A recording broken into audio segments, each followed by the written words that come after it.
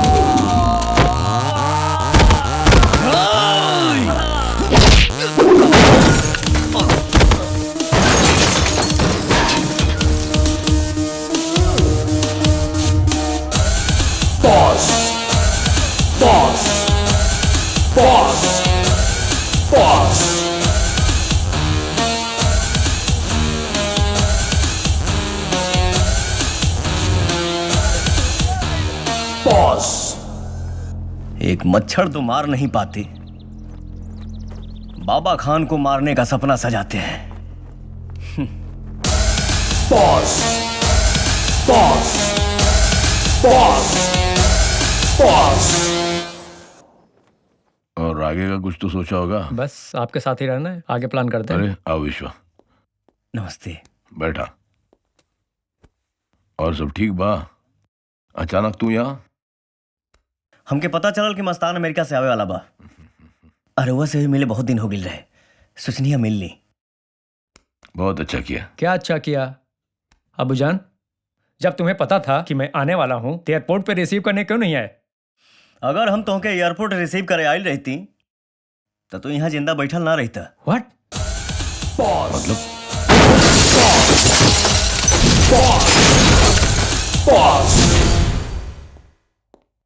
शाबाश बिस्वा, एक बार फिर साबित हो गई तोरा रहते क्यों हमार कुछ ना कर सकी। आदत जाए स्वभाव ना छूटे, कुकुर टांग उठा के मुते। हमके सिकंदर से मिले के पड़ी। चलो खाना खाते हैं। चल रहे। बड़का बड़का झूठा बढ़ा के बॉडी बनौला से कोनो शूटर ना बन जाला। मुर्गा तो तरह चबावत रहे जैसे हाथी के मार गिराई, लेकिन कौनो काम के ना रहे हो। बनारस के एगो चूड़ी बाजार बड़ा फेमस बा, उनमें से कुछ चूड़ी खरीद ओकरा लाश पर डाल दे, उहे लायक रहे हो। फोन रख।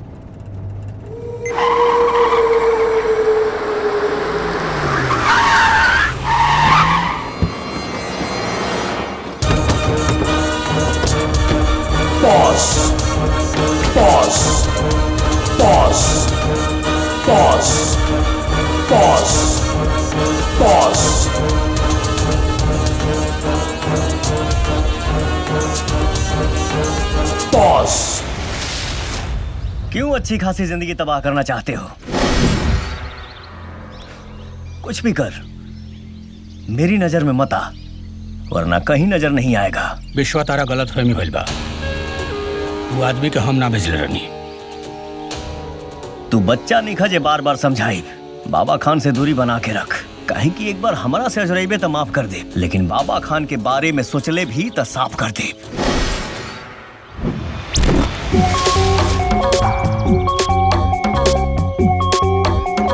जानू का बात बा, आजकल तो कॉलेज काहे ना आवेलू? विक्रम और ओकर दोस्त लोग हमरा के हर जगह छेड़े ले।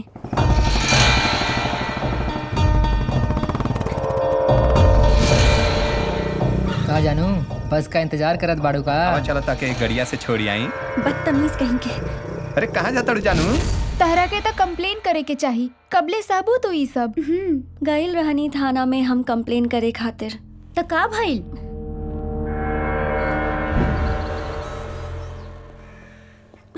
इंस्पेक्टर साहब, वो लड़का लोग हमरा के छेड़े ताड़े।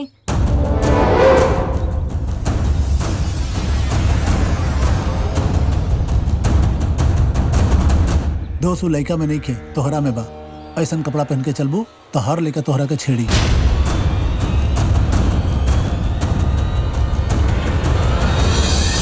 अच्छा, तो घरे में ना बतेलू सबके बारे में? हाँ, फूफा के। जी हाँ, कानपुर में छेड़छाड़ का विरोध करने पर कुछ लड़कों ने लड़की के साथ मिलकर किया गैंग रेप और उसकी हालत काफी नाजुक बताई जा रही है। सारे के सारे दोषी अभी भी पुलिस गिरफ्त से बाहर हैं। लड़की अभी भी इस हालत में नहीं है कि वो कुछ बयान दे सके।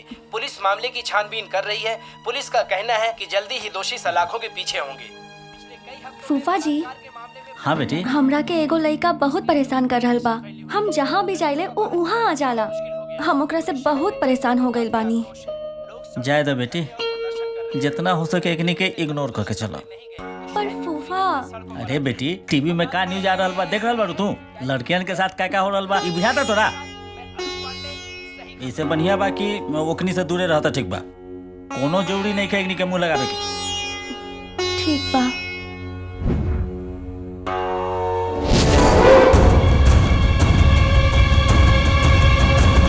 का इन्फॉर्मेशन बा ना? हाँ पक्का इन्फॉर्मेशन बा। यस बॉस, वो होते हुई। ओके बॉस।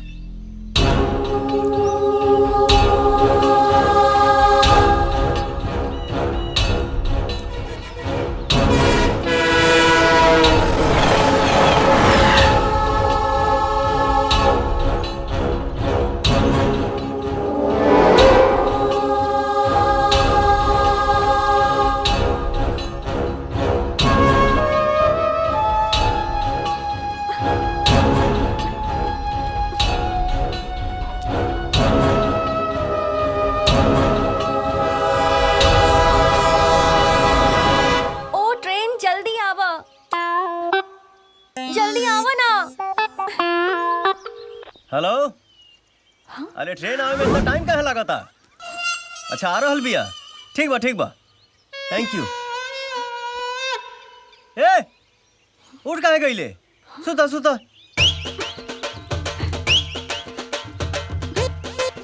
हम मर रहल बानी और तू हमरा पे हंसत आड़ा? कोनो पागल बाड़ा का तू? अगर तोके मरे के रहित ना तो अबले मर गई रही तू।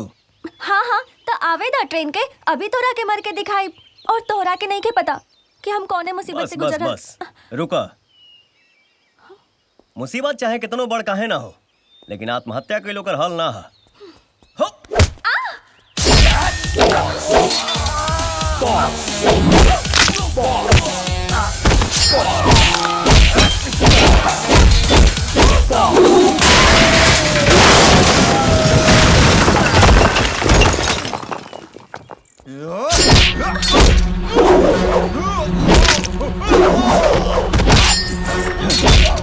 इस दुनिया में बहुत सारी परेशानियां हैं, हर कोई परेशान है।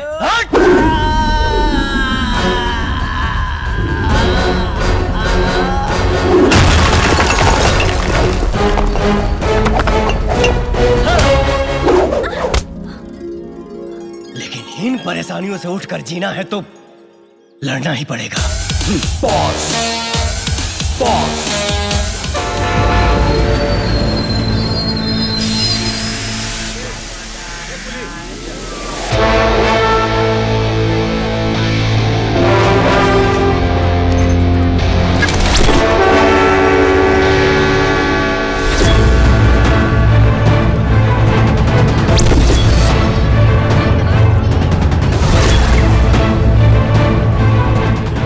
लगनुआ कभी टाइम पे ना आवेला।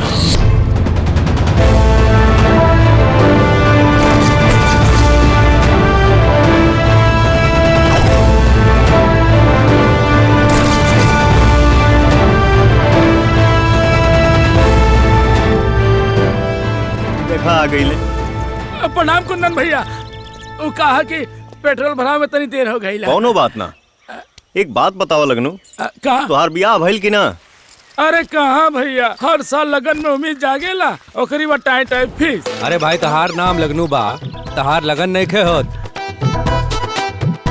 एक काम कर जी, ते अपन नाम बदल ले जी, लगनू से तलाकू रख ले। तलाकू? हाँ तलाकू। भैया रहुआ कहीं हमार मजाक तो नहीं उड़ावा। चल पीछे बैठ, गाड़ी में सामान रख। हाँ, चल। तू सही कहला वीरेंद्र, लेकिन हम के उसे कम थोड़े बानी। लेकिन एक बात और किशन भैया, लड़की वाला कितना भी बढ़न काहे न होखे, लड़का वाला के सामने शर्त झुका के रखे के पड़ी। मुखिया जी चाय ली। मुखिया जी। हाँ वीरेंद्र बाबू, बात तो सही कहनी रुआ, लेकिन चिंता मत करी लोग। वैसे कुंदन के ब्याह में रुआ दोनों भाई के भी सिर ऊंचा रही। वैसे किशन बाबू, भूख लागल बा। कुंदन बाबू कब आ बता रहे? जी भैया जयराम जी की प्रणाम। नमस्कार भैया। प्रणाम। अरे भैया प्रणाम। चाची नमस्ते। अरे प्रणाम आ गई। नमस्ते भैया।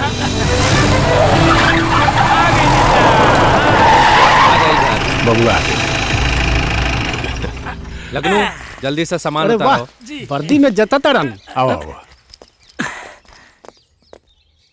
बाबूजी प्रणाम। जी अतरा, सफर कैसन रहा? एकदम बढ़िया। मुखिया जी प्रणाम। खुश रहो। चाचा नमस्ते। प्रणाम चाचा जी। खुश रह बेटा, सफर में कोनो परेशानी तो ना भइल? ना अब तनी सबसे मिल ली। हाँ मिल। जा तू दोनों छुप जा, हम बुलाइब तो आई जा। ओके कुंदन, ठीक बा, वी आर रेडी। माई नमस्ते। खुश चाची रही, नमस्ते। खुश रही बेटा।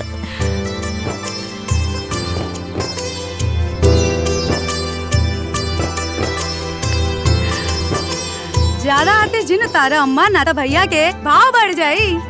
भैया अरे पाई लगो भैया। कैसन बिया हमार बहन? एकदम अच्छा, लेकिन तोहर याद बहुत आवत रहे। अब ना आई। काहे? अब वो करियवा के आई जोनस तो बिया होता। वो करिया नहीं कन भैया। अभी से ही हाल बा। अच्छा भैया, विजय और कार्तिक भैया कहाँ बाड़न? कहा कहीं वो दोनों के भी बहुत मन रहे आवे के, लेकिन वो लोग के स्पेशल ड्यूटी लग गई। का? झूठ मत बोला। काशी झूठ रही। तू तो चुप रहा।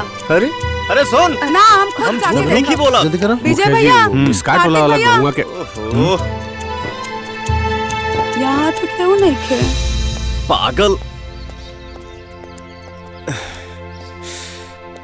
राधा हम कहानी है ना वो दोनों के स्पेशल ड्यूटी। हमरे ब्याह से कोनो स्पेशल ड्यूटी ना हो सकेला। उन दोनों के बिना हम ब्याह ना करब। कुंदन बेटा कोनो रास्ता निकाला। देखा राधा बिटिया तो अपन फैसला सुना दलस। हाँ कुछ ना कुछ तो कर ही के पड़ी। राधा के ब्याह जरूरी बा। हेलो विजय भैया, कार्तिक भैया, हम भी आ गए भैया राधा। आप भैया के ना छोड़म। रुका हमसे झूठ करन। रुका तू कहाँ जा रहा है मुझसे बच के? कहाँ शुरू हो गई था।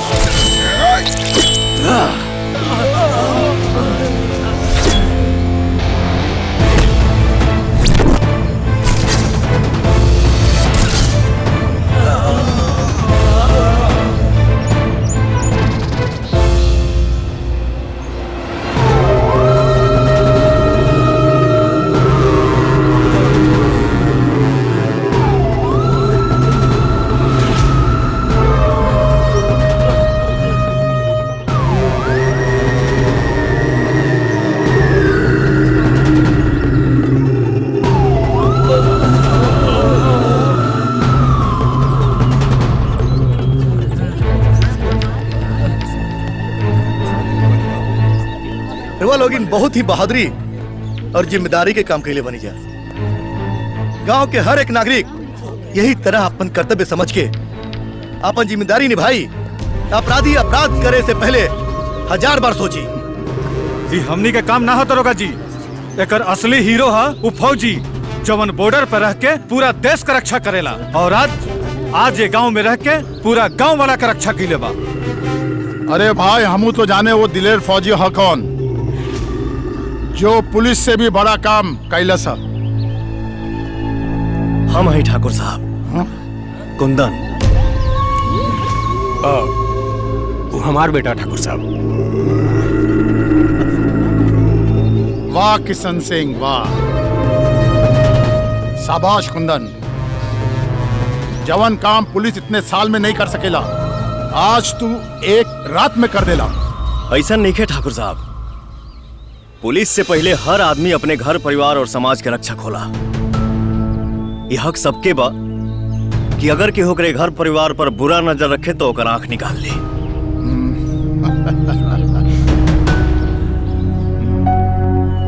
मिस्टर कुंदन, तारे कर्तव्य खातिर हमारा सैल्यूट करे के दिल करता।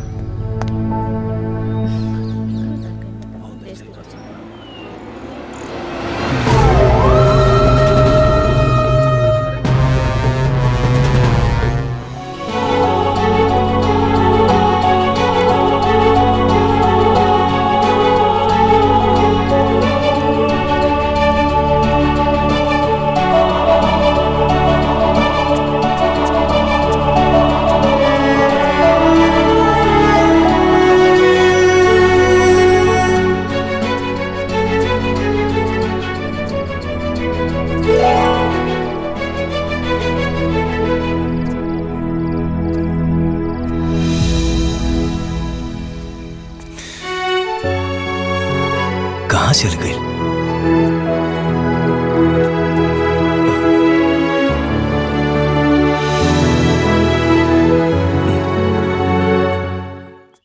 आज बियाह के बारे में कुंदन से पूछे ले। लाई गैलन। ओ अच्छा। जी बाबूजी। बेटा तारा से कुछ जरूरी बात करे के बा। जी। देखा ना तार बहन जब से ही घर से विदा होके गई बिया, घर के रौनक चल गई बा, पूरा घर वीरान लगा था। बिहान परसों तूहो बॉर्डर पर चल जीबो तो तार चाचा चाची या हमने के मिल के विचार कहनी है जा कि तार बियाह के बाद चलाओल जाओ। का सोचा तारा? इतना जल्दी हम बियाह ना करा बाबूजी। कुंदन, अरे बेटा बात तो सुनना। कुंदन तनी समझाइए इनके।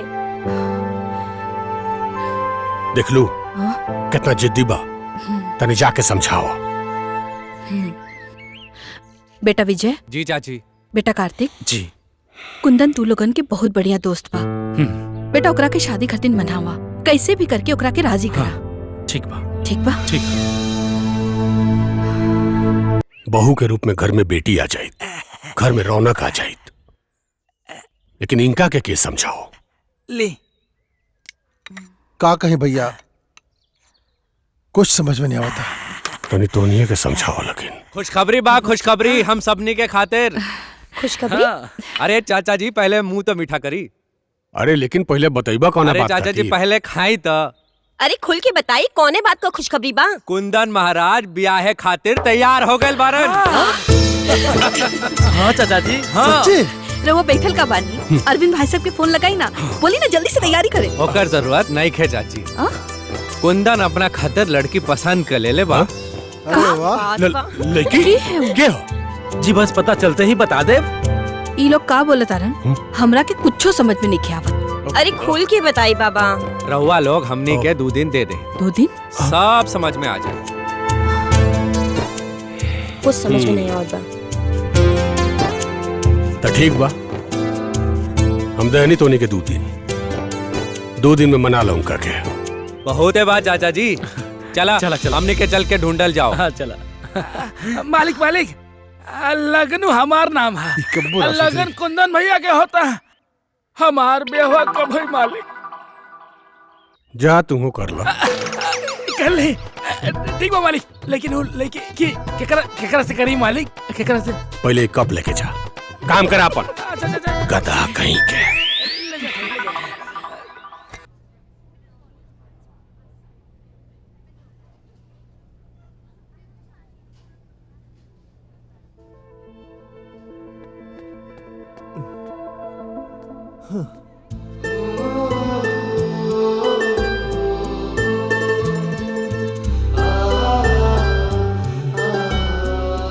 एक दिन भी समय से ना आ सकेला। कोशिश तो रोज करेली, लेकिन समय के चाल हमरा चाल से हमेशा तेज पड़ जाला। कहीं ऐसा ना होखे कि तू पीछे रह जा और समय के चाल तोरा हमरा से छीन के कहीं दूर लेके जाए। तुम नहीं मिली तो ऐसा नहीं कि मैं जान दे दूं, लेकिन वादा करता हूं जिंदगी भर किसी और का साथ नहीं दे सकता। जख्मी दिल की बात मत करो, हमार बात के सीरियस ले लो राजीव।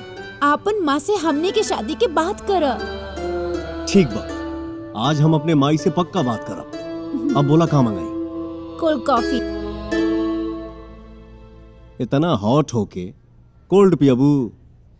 कॉफी कोल्ड चाहिए, लेकिन बॉयफ्रेंड हॉट। ओके। ई देखी मैडम। नहीं शुक्ला जी, वो दिनवा जो वो डील भइल रहे वही डील यहाँ पे लिखे के बा। हाँ, ठीक बा। यहाँ पे माई हमके तो से कुछ कहे के बा। कहे के तो हम रहूं बा। अब ई बतावा, पहले तू कहबा या हम? अधिकार तो हार बा, पहले तू कहा। बेटा आज एगो हम बहुत सुंदर लड़की देख के आयल बानी, इहे लगन में तोहार बियाह करब।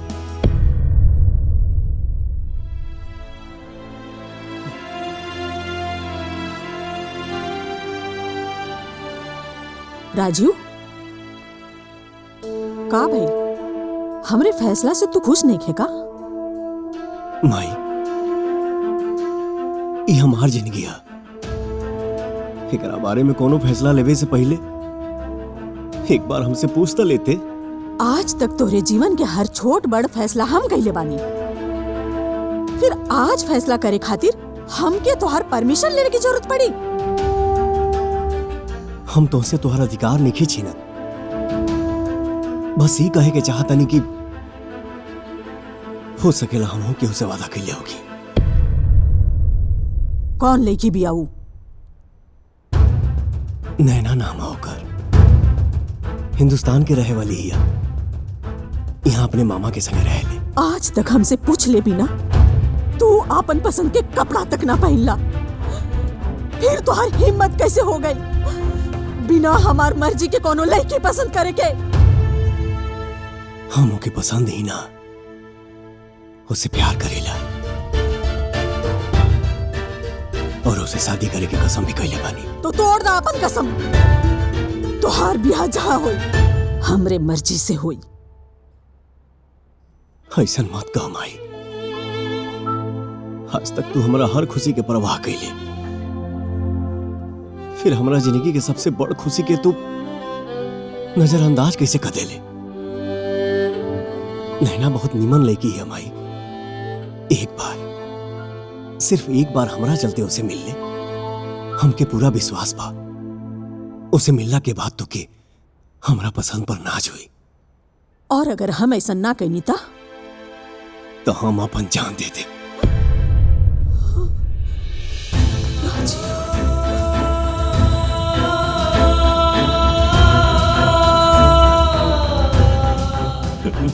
मैडम जी,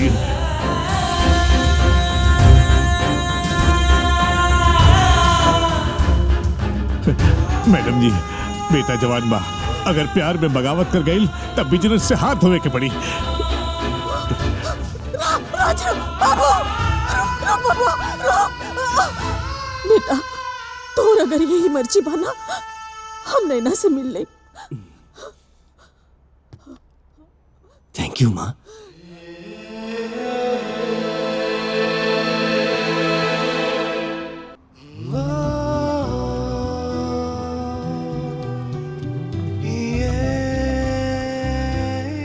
प्रणाम मामा।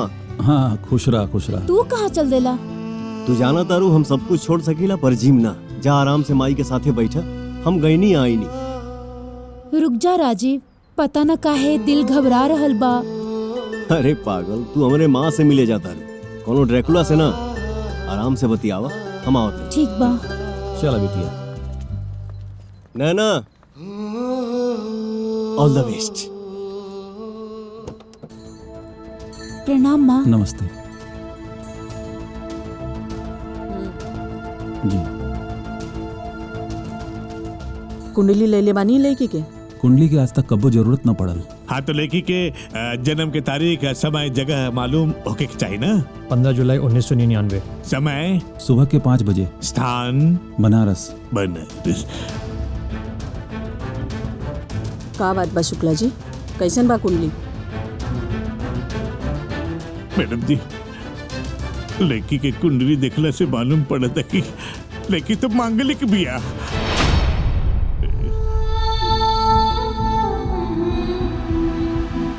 बाबा के कुंडली तो लड़की से एकदम में नहीं खे मिलत।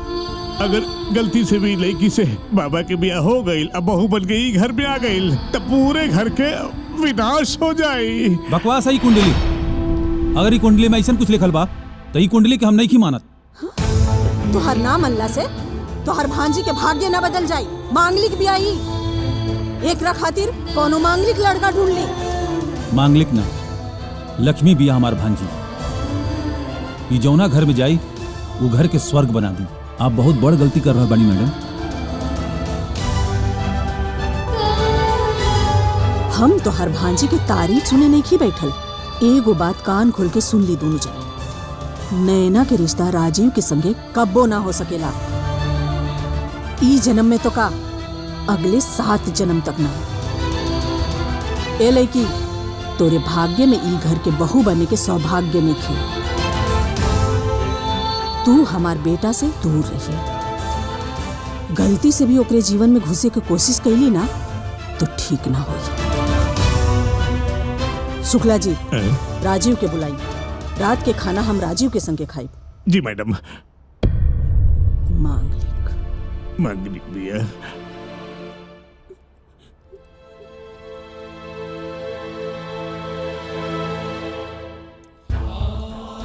हमके सब पता चल गई। तू ऐसा काहे कहलू हम?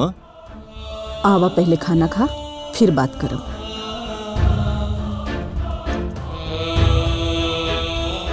बेटा वो लड़की तोहरे लायक नहीं खे। ई तू कहता रू? ना, ओकर कुंडली कह रहल बा।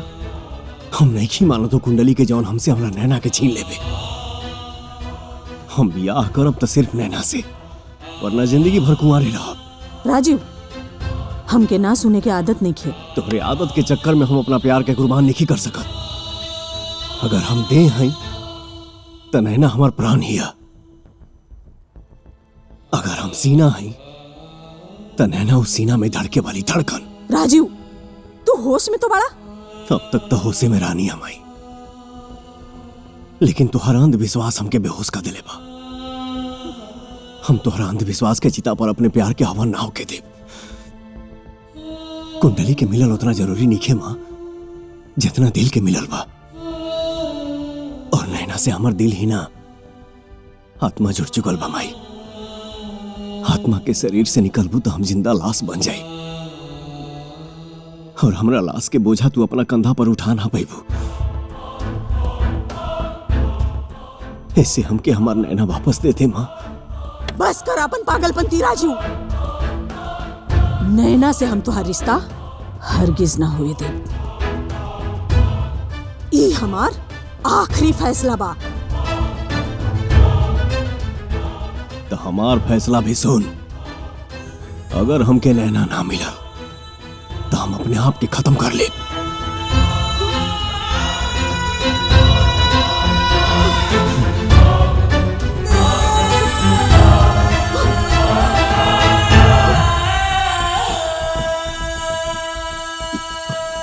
मैडम जी, राजीव बाबा बागी हो गए बड़े। अब बागी इंसान पागल से भी ज्यादा खतरनाक होएला। अब का करी शुक्ला जी? रउआ के कोई सुझाव दी? जब घी सीधा उंगली से ना निकले तो उंगली टेढ़ा कर देने के चाहिए।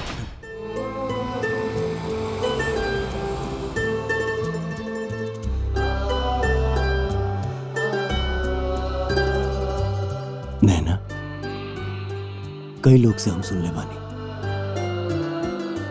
कि जेसिस ने मोहब्बत में अपने महबूब को खुदा कर दिया। का बात बा? खुदा ने अपने वजूद को बचाने के लिए उनको ही जुदा कर दिया। हो सके तो हमके भुला के नया जिंदगी की शुरुआत करा।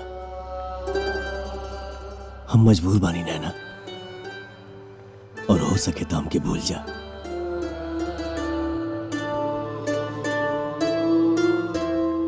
काहे सजा देवे की का शानदार रस्म निभावतारा, शहर भी जलावतारा और हमार घर भी बचावे के चाहतारा।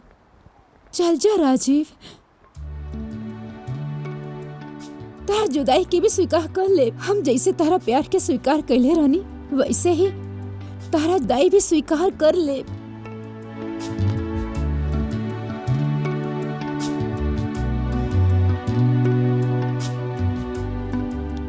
हम अपने माई के ममता के आगे हार गई बनी नैना। एक तरफ जिंदगी बा तो एक तरफ दूध के मोल। हम अपन जिंदगी हार के दूध के मोल चुकावल चाहता नहीं। राजीव, बहुत खुशनसीब बानी हम कि जितना दिन रहनी एगो लायक इंसान के साथे रहनी। बहुत सारा लोग तो 4 साल के प्यार खातिर आपन माँ बाप के वर्षों के प्यार भुला जाला, लेकिन हमके गर्व बा हमार प्यार खुदगर्जी से बच गए। जा राजीव, एगो नया दुनिया बसावा। लेकिन हाँ, हमरो ऊपर एगो एहसान करी हा कि हो सके तो हमरा सामने कब मत आइहा।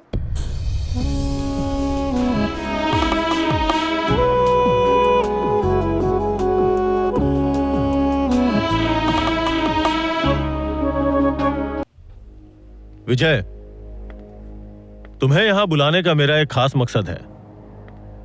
यदि तुम्हें मेरी बेटी से शादी करनी है तो इन पेपर्स पे सिग्नेचर करने पड़ेंगे। क्या है ये? प्री मैरिटल एग्रीमेंट है। हिंदुस्तान में तो इसे कोई कोई इस्तेमाल करता है, लेकिन विदेशों में ये अक्सर इस्तेमाल किया जाता है। इसका मतलब यह है कि अगर मेरी बेटी शादी के बाद तुमसे खुश नहीं रह पाती तो तुम्हें तलाक देना पड़ेगा।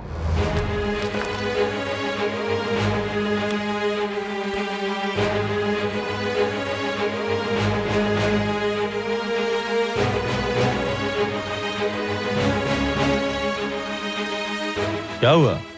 इतने टेंशन में क्यों आ गए? मतलब आपको हमारे प्यार पे भरोसा नहीं है? बात भरोसे की नहीं है। हर लव स्टोरी का जो अंत होता है वो बहुत ट्रेजेडी होता है। और वैसे भी तुम्हारे पिता की मुझसे दुश्मनी है। मैं अपनी बेटी की सेफ्टी चाहता हूं। अगर मैं साइन नहीं करूं तो? फिर तो जिस डाउट के लिए मैं एग्रीमेंट कर रहा हूं वो बात ही प्रूफ हो जाएगी। आपको भी एक वादा करना पड़ेगा। ज्योति की शादी में आपकी जहां जहां जरूरत पड़ेगी आप अवेलेबल रहेंगे। जिस बेटी के बारे में मैं इतना सोचता हूं वो तो मैं करूंगा ही। व्हाट इज सिली प्रॉमिस? क्या तुम्हें इसका भी एग्रीमेंट चाहिए? नो नो, आपको कागज पे भरोसा है और मुझे आपकी जुबान पे। और ध्यान रहे, इस एग्रीमेंट की बात हमारे और तुम्हारे बीच ही रहनी चाहिए। ज्योति को पता नहीं चलनी चाहिए।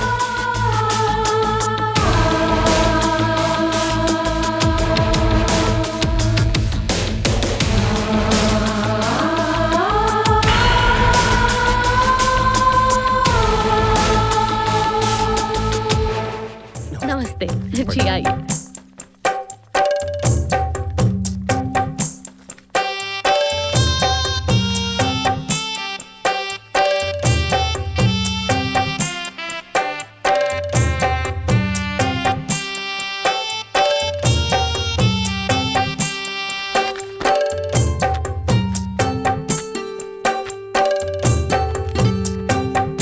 पापा, हाँ? आपके घुटने में दर्द है ना? हाँ। पंडित जी, पापा क्या आप कुर्सी पे बैठ सकते हैं ना? हाँ, क्यों नहीं, बैठ सकते हैं। बैठा।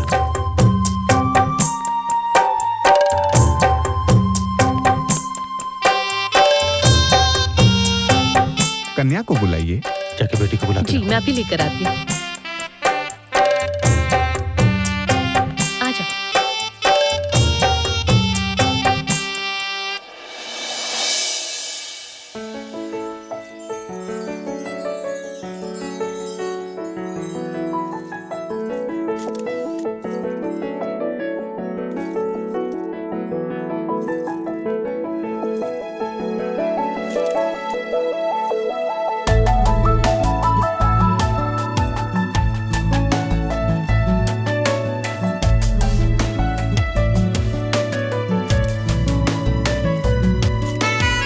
बैठ जाओ।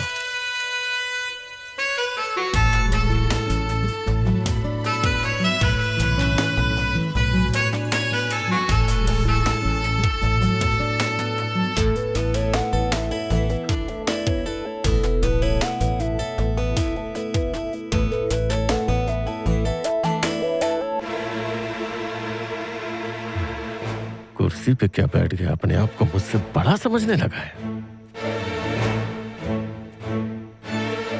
पंडित जी, जल्दी से पूजा शुरू करें।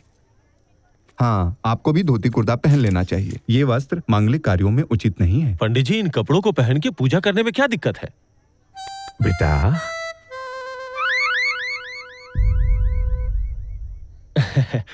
ओके ओके, मैं चेंज करके आता हूँ।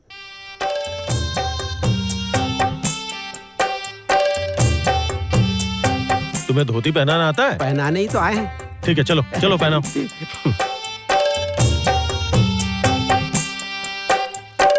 चलो पहनाओ। ऐसे कैसे पहना है? पैंट खोलिए। अरे पैंट खोलिए, पैंट के ऊपर से पहनाओ ना। पैंट के ऊपर से नहीं पहनते, पैंट खोलना पड़ता है। चल मुंह उधर कर। अरे कोई फर्क नहीं पड़ता, हमारा आपका एक जैसा है। तौलिया लगाओ। अच्छा ठीक है, लगा लेते, चलिए।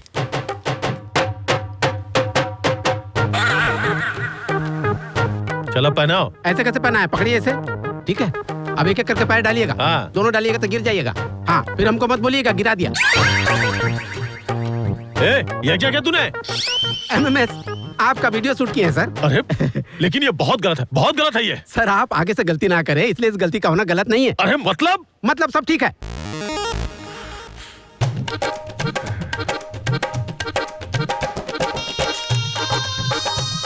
पंडित जी शुरू कीजिए जल्दी। हाँ, इनके सर पे कपड़ा रखवा दीजिए। नंदू जी आवा, हाई कपड़वा रख दो तो। हाँ, रख दो। ओम अपवित्रम पवित्रो वा सर्वस्थां गदोभ्यः स्मरेत् पुंडरीका सभ्यांतर शुचि। ओम स्वस्तिरो इंद्रो वृद्धश्रवा स्वस्ति न पूषा विश्ववेदा स्वस्ति नस्तक्षर्यो अरिष्टनेमि स्वस्ति नो बृहस्पतिर्दधातु। पकड़िए इसे। ओम शांति शांति शांति।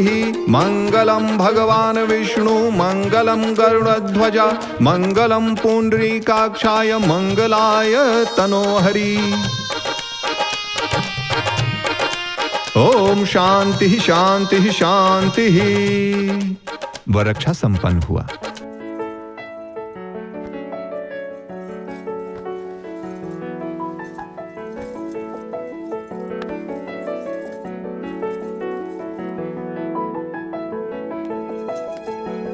ला दुल्हन।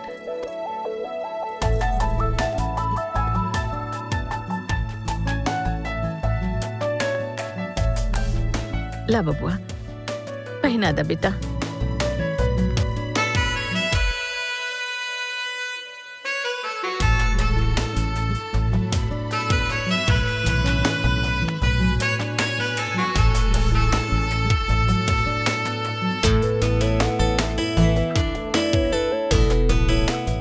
तार ब्याह में हमरा बहुत मजा आ रहा बा। ऐसा लगाता जैसे हम अपन गांव में बनी। हो जाए। हाँ बहुत कहले नहीं मजा ले, मंदिरे जाके काट चढ़ा देंगे। हाँ चली। पापा मंदिर में काट तो ज्योति के पापा के भी चढ़ावे के चाहिए। हाँ समधी जी कहले रहलन। फोन लगाओ। Good morning, ladies and gentlemen. Good morning. Good morning. Now I have decided to expand my business across the country. Excuse me. Hello, अरे कहाँ बड़े रे? मैं अभी मीटिंग में हूँ, फ्री होके फोन करता हूँ। अरे लेकिन बेटा फोन काट दे रहा। फिर लगाओ। So let's come to the point. नाभी। अरे पुंगवा फ्रॉडिया, हाँ ऑफिस में मरेगा कारे? हाँ नास्तिक आदमी हो गया है। तुमको मालूम है ना कि मंदिर में जाके कार्ड चढ़ाना है। देखिए मैं आपकी तरह फ्री नहीं हूँ, मैं मीटिंग में हूँ और मेरे पास बहुत सारे काम है, और जब मैं खाली होऊंगा तो फोन करूंगा। अरे लेकिन सब फिर काट दे लस। पकड़ो इसे। जी। So what I want to say, फिर लगाओ। हाँ दिमाग खराब हो गया होकर।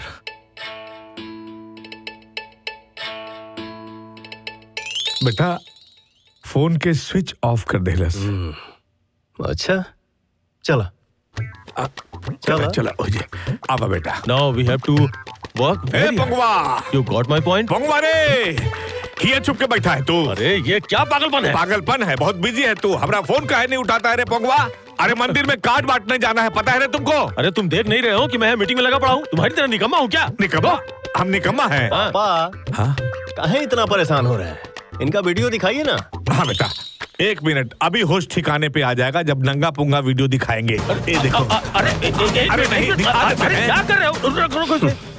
Everybody please leave, meeting is over. Thank you very मच, तुम लोगों ने मुझे बहुत परेशान कर दिया है। ससुर जी लड़की के पिताजी हैं, परेशानी तो उठानी पड़ेगी। तो चले? आइए। चलिए। चला। पंडित जी शादी के कार्ड बा। ओम साईं राम। जय हो साईं बाबा की।